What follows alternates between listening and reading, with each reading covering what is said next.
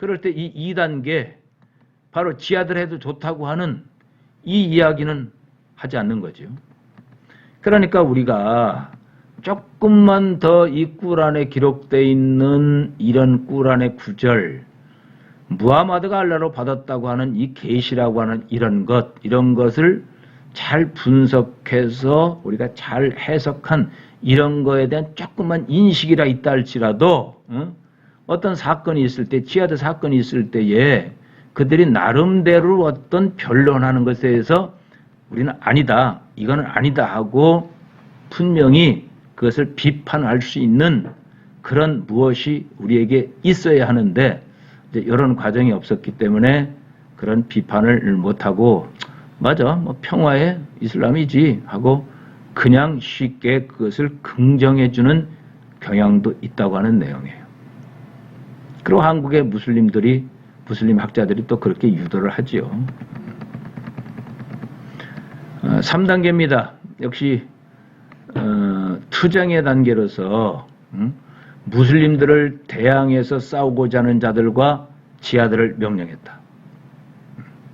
그러니까 알라가 무하마드가 죽기 전에 마지막 정복 전쟁 하지 않습니까? 이제 그때 있었던 내용이죠. 무하마드가 633년에 죽잖아요. 그러니까 4단계로 구분한 거예요. 정복 단계로서, 투쟁 단계 대비 정복 단계로서 모든 다신교들과 우상 숭배자들과 전쟁을 하여 지하들을 통해 정복하라고 했다. 중요한 것은 이 단계들은 각기 다음 단계에 의해서 대치되는 4단계는 영원한 것이라고 주장했다. 4단계는 영원히 계속돼야 할 알라의 메시지라는 거죠. 언제까지? 이 4단계는 언제까지냐? 이 정복 단계는 언제까지냐? 구란 8장 39절을 갖다 대는 거예요. 소동이 없어질 때까지 모든 세계 종교가 알라에게 돌아올 때까지 비무슬림과 싸움을 계속하라.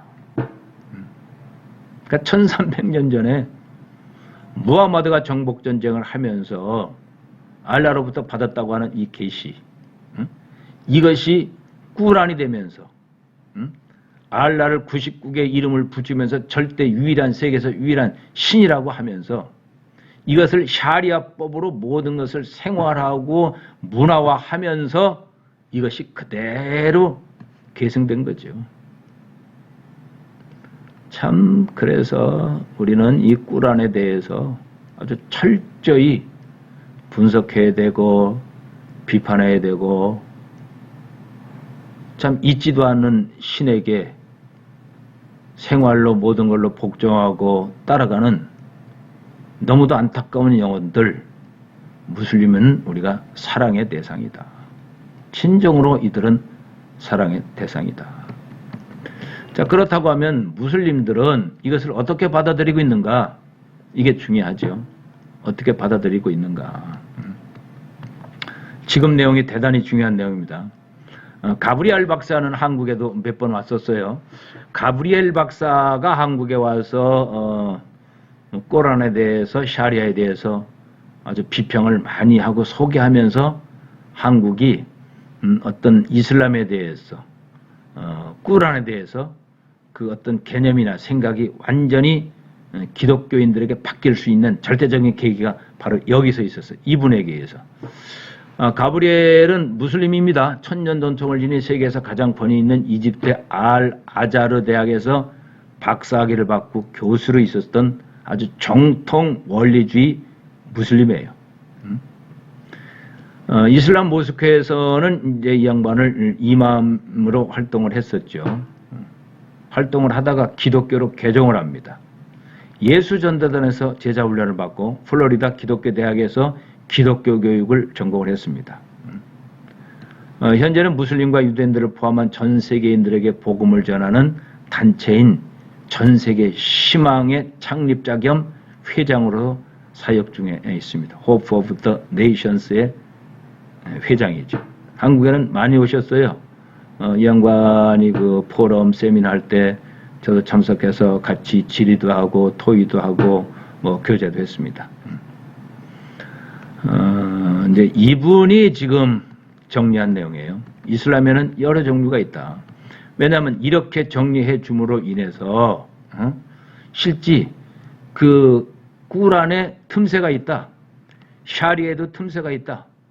자기가 스스로 개종을 했기 때문에 얼마든지 샤리아법에 틈새가 있다. 이들을 개종시킬 수 있는 또 꾸란이 잘못됐다고 하는 것을 분명히 설명할 수 있는 그런 틈새가 있다고 이런 4가지 종류의 무슬림이 있기 때문에 우리는 얼마든지 19억 무슬림을 개종시킬 수 있는 복음화할 수 있는 방법이 있다 하는 것을 오늘 이 4가지 분류에 따라서 이제 5가지가 4가지죠.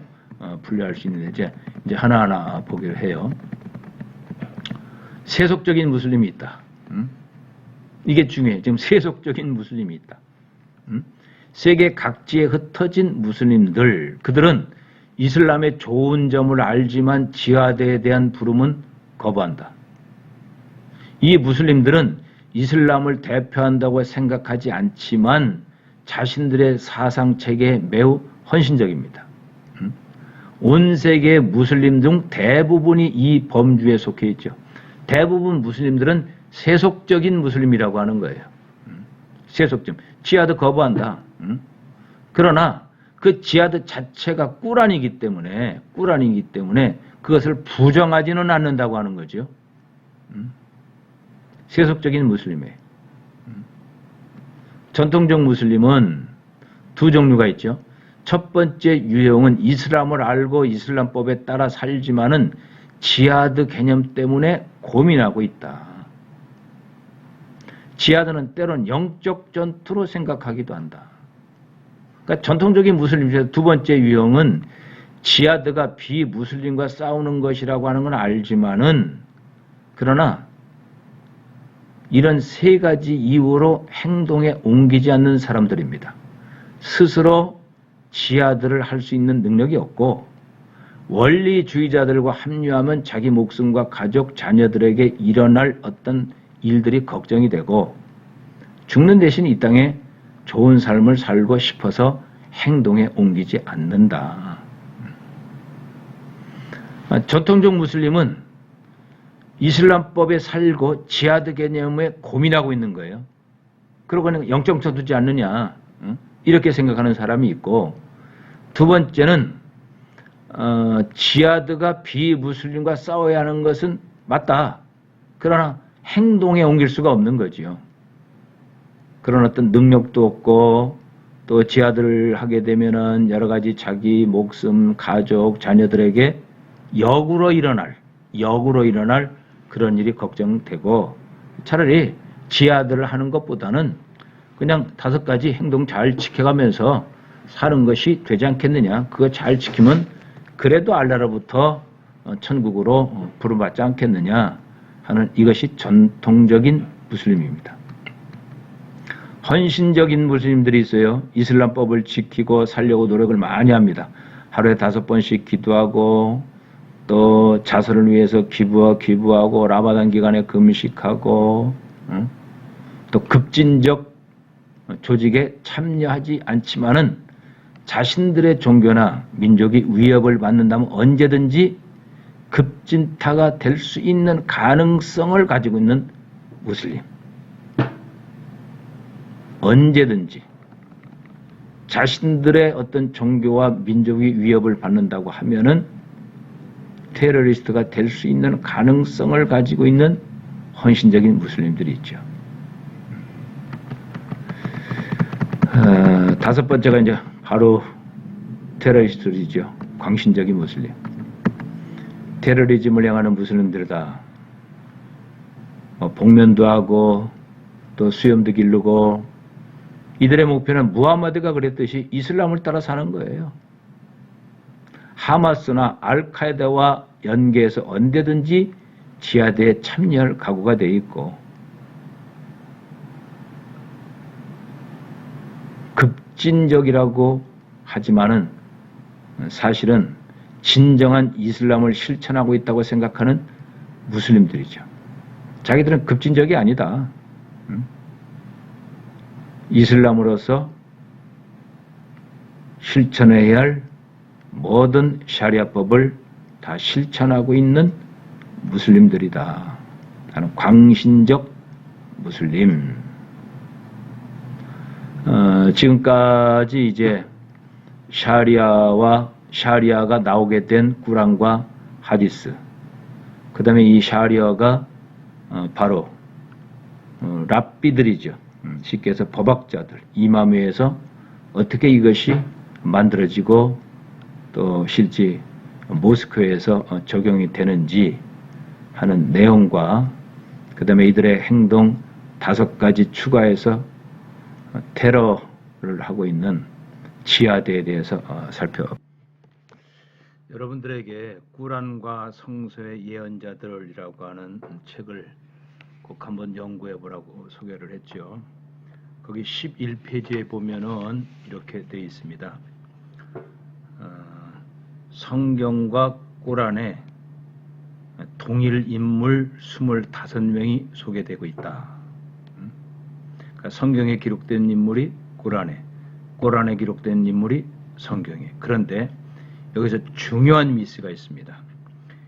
예언자, 즉 선지자라고 하는데 25명 중에서 2명을 제외하고 23명은 성서의 인물과 일치한다. 이렇게 되어 있거든요. 11페이지 나중에 보시면 돼요. 그러면 제가 한번 꾸란과 성경에 나와 있는 25명, 꾸란에 나와 있는 25명을 한번 읽어볼 텐데, 이 중에서 아마 들어보지 못하는 이름 둘이 있을 거예요. 한번 보세요. 아담, 에녹, 노아, 후드, 살레, 아브라함, 롯, 이스마엘, 이삭, 야곱, 요셉, 욥, 이사야, 이드로, 요나, 모세, 아론, 엘리야, 엘리사, 다윗, 솔로몬, 사가리야, 요한, 예수, 무하마드. 즉 꾸란에 나와 있는 25명입니다. 자기들이 이야기하는 선지자. 그럼 이 선지자 25명 중에서 후드와 살레는 성경에 없습니다. 그럼 25명에서 2명을 빼면은 23명이죠. 23명이 돼야 되죠. 그런데 보세요. 무하마드가 성경에 있습니까? 무하마드가 성경에 있냐고요. 그러니까 25명 중에서 성경에 없는 사람은 둘이다. 우리가 인정해요. 후드와 살레는 없기 때문에. 그런데 2명을 빼고 23명은 성경과 꾸란에 같이 있다. 이것이 지금 무슬림 학자들의 주장이고 이 책의 주장이란 말이에요. 그러면 자, 무하마드가 성경에 있습니까? 무하마드가 성경에 있냐고요. 정상적으로 얘기한다고 하면은 후드, 살레, 무하마드 이 세 사람이 빼고 22명이 꾸란과 성경에 있는 인물이다. 이렇게 해야 되겠죠. 이게 정상이잖아요. 그런데 이 무슬림 학자들은 무하마드가 성경에 있다. 이렇게 지금 기록되어 있단 말이에요. 후드와 살레는 없기 때문에 이것이 지금 꾸란과 성서의 예언자들 그 내용이에요. 이거 하나만 보더라도 보세요. 이슬람에서 주장하는 꾸란에 기록된 무하마드에 해서 꾸란에는 그러면 자 이들은 성경에 무하마드가 지금 기록이 돼 있다고 했단 말이에요. 어떤 근거에서 성경에 무하마드가 기록되어 있느냐?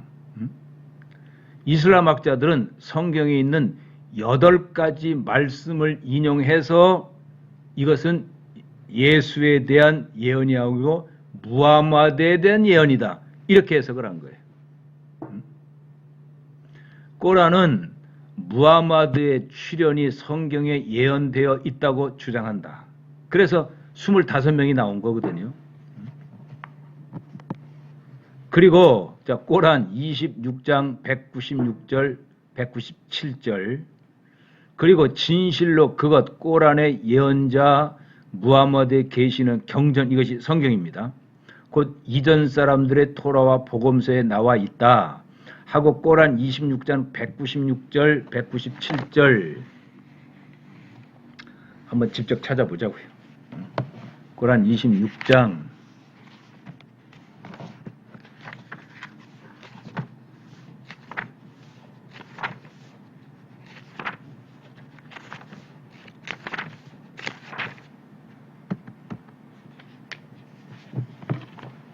꼬란 26장 196절 197절 제가 읽습니다. 이것은 옛사람의 경전에도 있는 것이다. 즉 무하마드가 선지자라고 하는 이야기예요. 성경에 기록되어 있는 선지자다. 이스라엘의 자손들의 학자들이 이 사실을 안 것도 그들에 대한 계시였지 않느냐.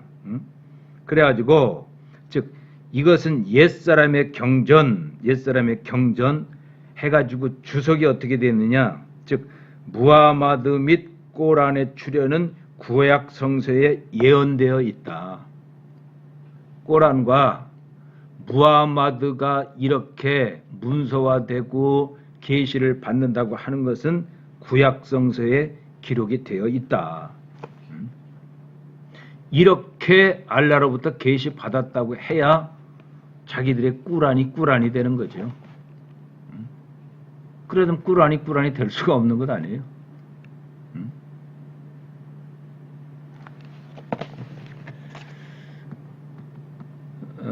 참 대단히 중요한 이런 내용인데 또 제가 말씀드리는 거예요. 이런 꾸란에 기록된 내용을 정말 우리가 한 번이라도 성경과 비교해서 분석했다고 하면은 꾸란은 정말 비진리구나. 이거 있을 수 없는 일이구나 하고 무슬림들을 사랑할 수밖에 없죠. 무슬림을 사랑할 수밖에 없죠. 유대인들은 말씀을 변조하고 그들에게 전해진 말씀의 상단 부분을 없애버렸다. 꼬란 5장 12절 13절에 있는 내용이에요. 즉 무하마드와 꼬란이 이렇게 실제화되어 있다고 하는 선지자들, 아담이 되든지 요셉이 되든지 선지자에게 알라가 그렇게 이야기했는데 여기 나오는 22명의 선지자들이 그것을 이야기하지 않았다고 하는 거죠. 가브리엘 천사는 얘기하는데 그들이 그것을 기록하지 않았다고 하는 내용이에요. 기독교인들이 이런 예언을 확실히 알지 못하는 걸까? 꾸란에 돼 있는 내용을 왜 모르는 걸까? 유대인과 기독교인이 성경에 있는 무하마드에 대해 말한 것을 거의 모든 부분들을 변경시켰는가 그렇다고 하면 자, 아까 가브리엘 박사에 대해서 우리가 이야기를 했습니다. 가브리엘은 다시 조금 있다가 소개를 하는데 가브리엘이 얘기한 거예요. 가브리엘이 지금 무슬림의 최고의 종교학자가 성경에 인용되어 있는 즉 하나님이 선지자를 통해서 성경에 인용되어 있는 이 선지자의 계시는 예수님과 관계되는 것인데 지금 8가지가 나옵니다. 그런데 이것을 꾸란은 바로 무하마드라고 했다고 하는 거예요. 무하마드라고. 그러니까 무하마드라고 해석을 해야 되는데 무하마드라고 해석을 안 했다고 하는 이야기죠. 너무도 잘 알잖아요. 신명기 18장 18절 내가 그들의 현재 중에서 너와 같은 선지자 하나를 그들을 위해 일으키고 내 말을 그 입에 둘 주니 내가 그에게 명령한 것을 그가 무리에게 다 말하리라. 이것은 바로 예수 그리스도께서 이 땅에 오시겠다고 하는 계시죠. 그리고 점진적 계시를 통해서 실제로 이 땅에 오시지 않습니까? 구약은 모든 것이 계시고 모형이지 않습니까? 이 모형이 실제화된 것이 신약 성경이잖아요. 자, 우리가 잘 아는 시편 118편 22절 23절, 이것이 마태복음 21장 42절 43절에서 그대로 실현이 된 거예요. 시편 118편 22절 23절 제가 볼게요.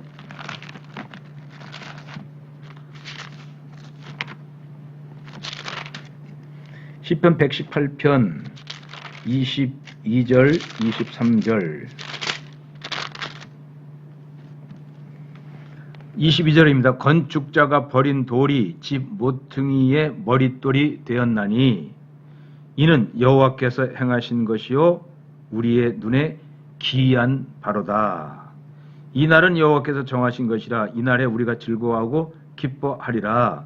여호와여 구하옵나니 이제 구원하소서. 여호와여 우리가 구하옵나니 이제 형통케 하소서. 이 이야기는 예수 그리스도가 이 땅에 성육신 하신다고 하는 계시죠. 이사야 42장 1절 2절도 똑같은 내용입니다. 예수님이 이 땅에 오신다는 내용이죠. 이사야 42장 1절 2절 내가 붙드는 나의 종 내 마음에 기뻐하는 자 곧 내가 택한 사람을 보라. 내가 나의 영을 그에게 주었은즉 그가 이방의 정의를 베풀리라. 그는 외치지 아니하며 목소리를 높이지 아니하며 그 소리를 거리에 들리게 하지 아니하며 우리가 잘 아는 상한강대를 껐지 아니하며 꺼져가는 등불을 끄지 아니하고 진실로 정의를 시행할 것이며 그는 쇠하지 아니하며 낙담하지 아니하고 세상의 정의를 세우기에 이르르니 섬들이 그 교훈을 앙망하리라. 이 메시지는 예수님이 오신다는 말씀이잖아요. 예수님이. 그런데 예수님이 오신다고 하는 이 말씀인데 시편 기자지요. 시편 기자가 이거는 무하마드가 온다고 하는 내용인데 이것을 예수로 바꿨다고 하는 내용입니다.